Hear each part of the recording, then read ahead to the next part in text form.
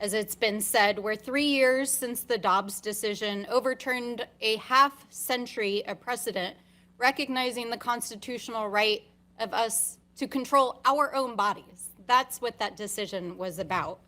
And since then, 19 states have passed laws restricting access to reproductive care. And now Republicans are actively, literally in this House, trying to use reconciliation to defund Planned Parenthood and to ban abortions nationwide using the Affordable Care Act. Let me repeat that. Republicans are trying to pass a national abortion ban right now in Congress. They are trying to do it right now.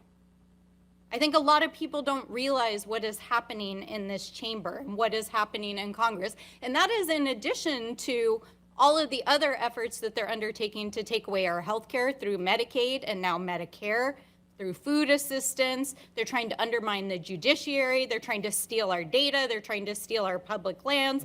And the reason why I'm telling it all together is because it's all in one package. And it's all part of one agenda.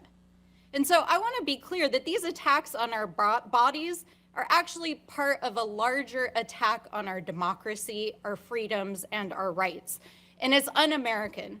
It's toxic, it's abusive, it's dangerous, and it's weird.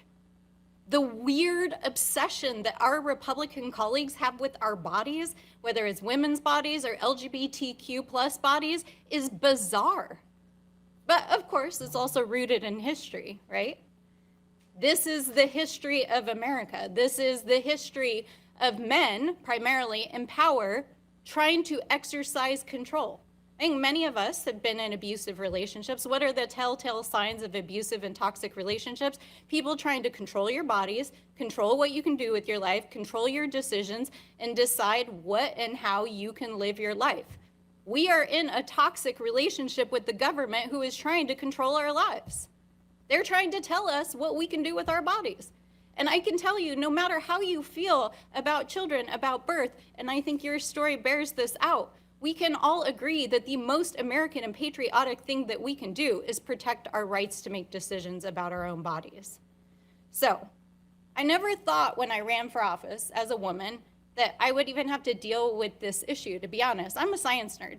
My background's in water resources. I ran for office because I wanted to work on science. I wanted to work on protecting our natural resources. I wanted to work on economic development, making sure that our communities could thrive. But I never thought that I would end up having to spend my time in public office defending the right of Americans to just make basic decisions about their dignity to live. And in addition to that, I want to say I grew up in a low-income family. I grew up in a family that did not have health insurance. And the first place that I got reproductive care was Planned Parenthood, because the only reproductive care in many low-income communities is Planned Parenthood. And to this day, even as a sitting United States Congresswoman, I still go to Planned Parenthood because it is still the most accessible care in my community. So people who are trying to legislate our bodies, trying to control us, trying to tell us what to do with our bodies, clearly don't understand the implications of it, or maybe they do. Because when I think about what's happening in this chamber and think about what the American experiment and democracy is about, I look at the long arc of history in the last 150 years and the expansion of freedoms and the ability for all of us who are sitting here to even run for office, to vote, to participate in democracy, to make decisions about our bodies. Like literally, that is what the march of history has been about.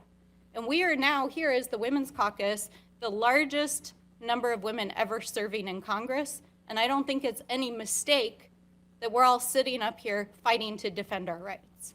So I want to say thank you to all of you for being here today, for telling your stories, especially your heart-wrenching story about your personal experience. And thank you for defending our fundamental rights as women.